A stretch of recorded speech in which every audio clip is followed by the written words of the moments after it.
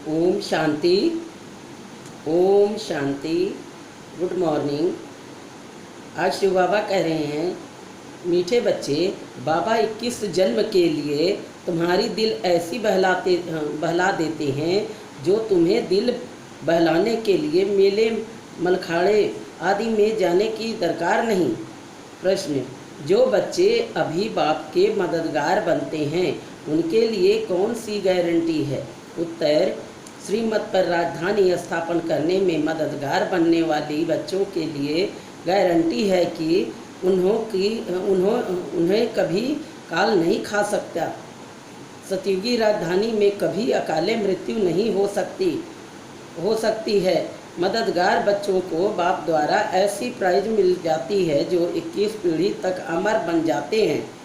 ओम शांति। ओम शांति।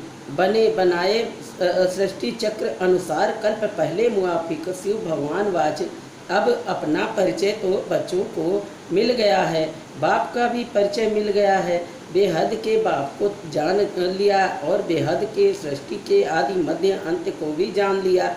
नंबरवार पुरुषार्थ अनुसार कोई अच्छी रीति जान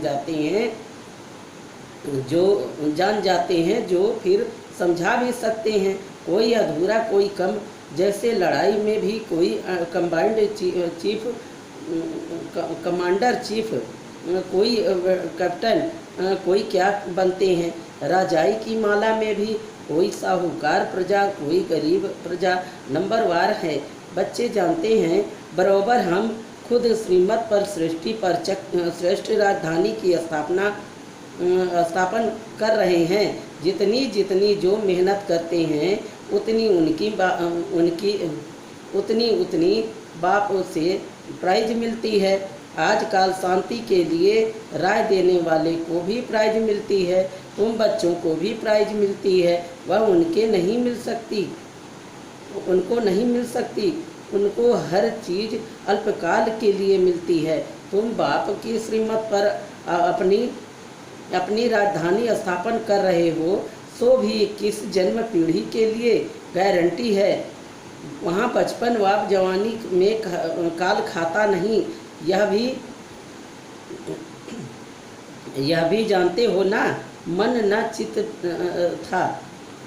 हम ऐसे स्थान पर आकर बैठे हैं जहाँ तुम्हारा यादगार भी खड़ा है, जहाँ 5000 वर्ष पहले भी सर्विस की थी।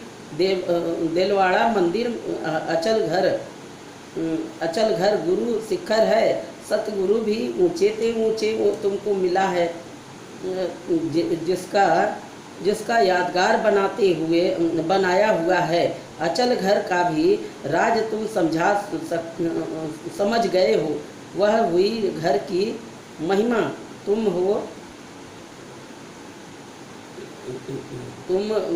ऊंचते ऊंच पद पाते हो अपने पुरुषार्थ से। यह है वंडरफुल, तुम्हारा जड़ यादगार है। वहाँ ही तुम चैतन्य में आकर बैठे हो। यह सब है रूहानी कारोबार जो कल्प पहले चली थी, उनका पूरा यादगार यहाँ है। नंबर वन यादगार है। जैसे कोई बड़ा इम्तहान पास करते हैं तो उनका अंदर खुशी रौनक आ जाती है। फर्नीचर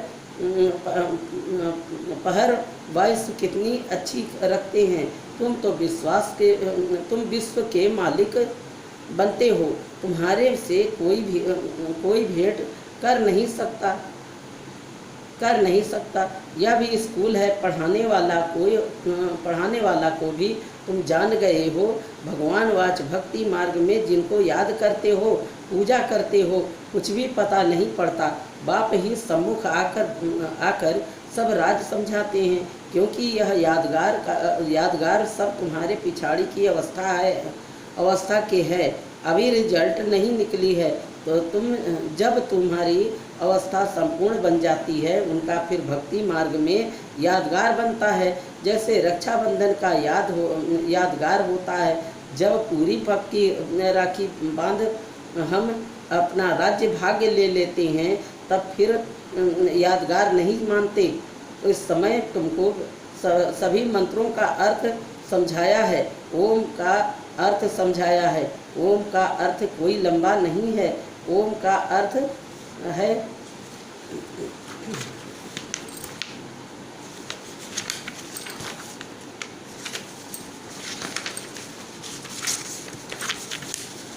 ओम का अर्थ है अहम आत्मा मम शरीर। अज्ञान काल में भी तुम देह अभिमान में रहते हो तो अपने को शरीर समझते हो। दिन प्रतिदिन भक्ति मार्ग नीचे गिरता जाता है, तमो प्रधान बनता जाता है। हर चीज पहले सत्व प्रधान होती है, भक्ति भी पहले सत्व प्रधान थी।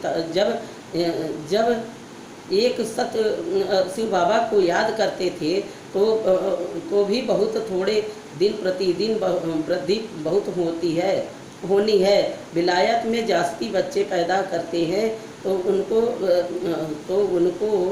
उनको इनाम मिलता है। बाप कहते हैं काम महाशत्रु है, सृष्टि की बहुत वृद्धि हो चुकी है, अब पवित्र बनो। तुम बच्चे सृष्टि के आदि मध्य अंत को अब बाप द्वारा जान चुके हो। सतयुग में भक्ति मार्ग का नाम निशान नहीं है। अभी तो कितनी धूमधाम है, मेले मलाखड़े बहुत लगते हैं। तो जो मनुष्य जाकर दिल को बहलाए तुम्हारे दिल में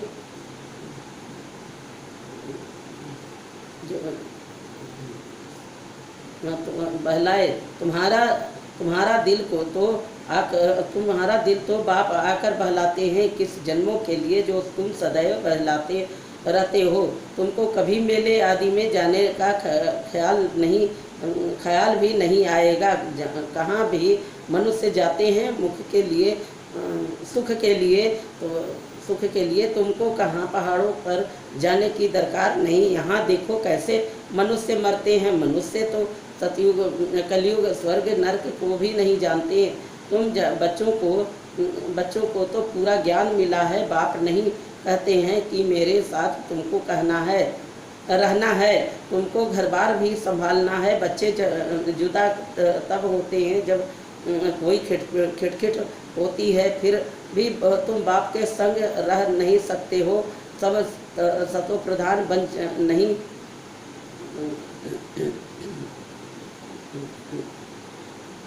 सतो प्रधान बन नहीं सकते।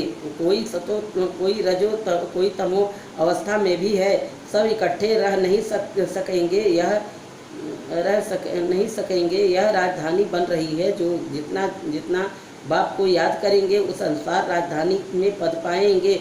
मुख्य बात है ही बाप को याद करने की। बाप स्वयं बैठ ड्रिल सिखलाते हैं। यह है हैंड साइलेंस। तुम यहाँ जो कुछ देखते हो उनको देखना नहीं है। देह सहित सबका त्याग करना है। तुम क्या देखते हो? एक तो अपने घर को और पढ़ाई अनुसार जो पद पाते हो उस सतयुगी राजाई को भी तुम ही जानते हो। जब सतयुग है तो त्रेता नहीं, त्रेता है तो द्वापर नहीं, द्वापर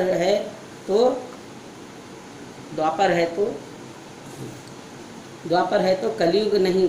अब कलयुग भी है, संगम युग भी है। भल तुम बैठे पुरानी दुनिया में हो, परंतु बुद्धि से समझते हो हम संगम युगी हैं। संगम युग किसको कहा जाता है यह भी तुम जानते हो। पुरुषोत्तम वर्ष, पुरुषोत्तम मास, पुरुषोत्तम दिन भी इस पुरुषोत्तम संगम पर ही होता है। पुरुषोत्तम बनने की घड़ी भी इस पुरुषोत्तम युग में ही है। यह बहुत छोटा लिप युग है। तुम लोग बाजोली खेलते हो जिससे तुम स्वर्ग में जाते हो। बाबा ने देखा है कैसे साधु लोग अथवा कोई बाजोली खेलते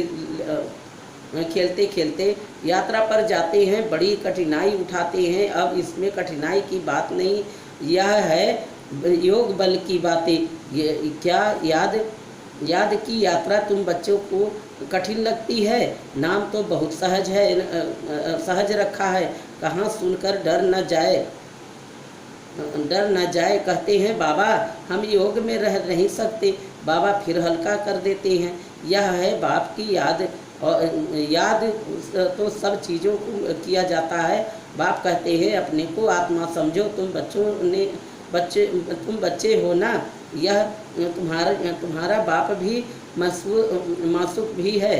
अब सब आशिक तुमको याद करते हैं। एक बाप अक्षर भी काफ़ी है। भक्ति मार्ग में तुम मित्र संबंधियों को याद करते फिर भी हे प्रभु, हे ईश्वर जरूर कहते हो।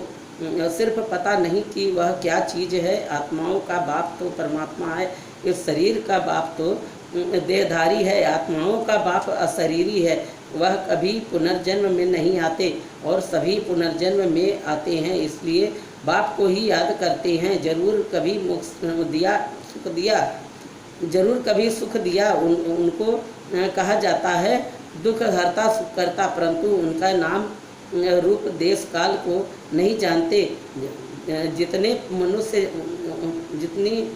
मनुष्य उतनी बातें।